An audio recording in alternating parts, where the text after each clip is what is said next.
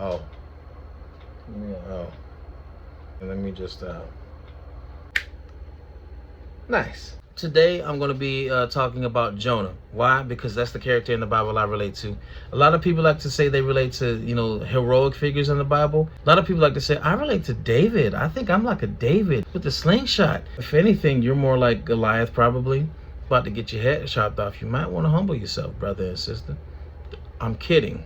I relate to Jonah, though, because I, for one, know in my life, God has called me. I have no doubt about that.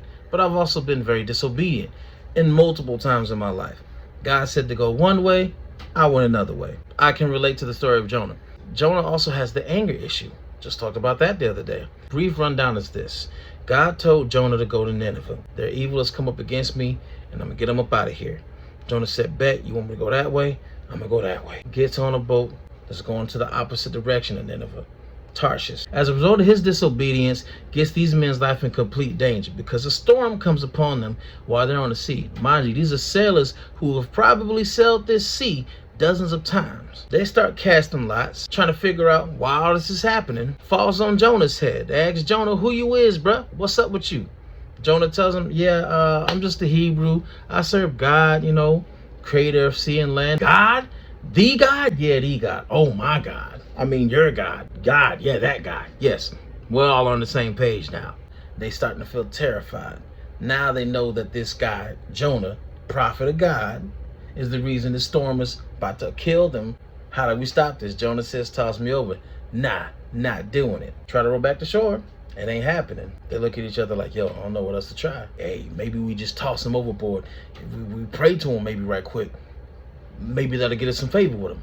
So that's what they do. Let not this innocent man's blood be on our hands. Try to toss him overboard. And then the storm stops. The Bible says they exceedingly feared the Lord and made vows to him. Funny how these pagan sailors became believers, even in Jonah's disobedience. Jonah is in the belly of the big fish, repents and prays to God, and then shortly thereafter is spit up on the shore. He goes and completes the mission that God tells him to do in the first place. Imagine if he would have just went, probably could have avoided all the fish guts. If he would have just been obedient. Message. The king of Nineveh says, that sounds terrifying. We don't want to face destruction at the hands of God. You said God, right? The God? Why does everybody keep asking me that? Yeah, God, Big G. Yeah, nah, we don't want no smoke with Big G. Nobody eat nothing. We fasting. Let everyone turn from his evil ways. Maybe we can spare ourselves from the destruction of our town or from our city from God. Maybe he'll turn his fierce anger from us and we won't perish. And God saw this and is like, you know what? I ain't gonna do it. And Jonah said, you what? Jonah starts having a whole long crash out. God, this is why I didn't even want to come here, man. Because I knew you weren't gonna do it.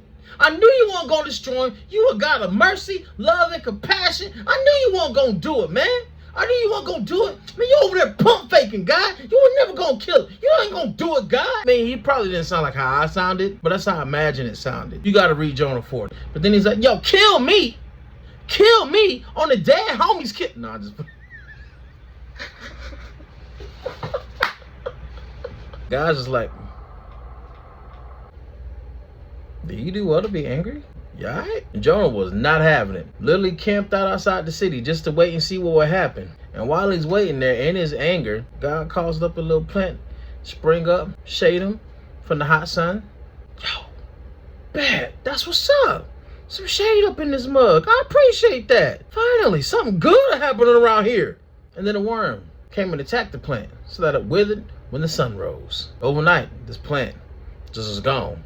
Then God causes an east wind to blow and make the sun beat down on Jonah's head. At this point, Jonah has just had it. He is livid. He said, it is better for me to die than to live. And God said, are you tripping about the plant, brother? Do you do well to be angry about the plant? Yes, I do well to be angry enough to die. You mad about a plant that you didn't bring about. You did nothing to bring to grow. You didn't bring into existence. You didn't do any kind of labor to bring it about, nor did you make it grow, and it perished in the night. Should I not pity Nineveh, the great city, in which there's more than 120,000 persons who don't know their left hand from their right hand? But that's what you mad about?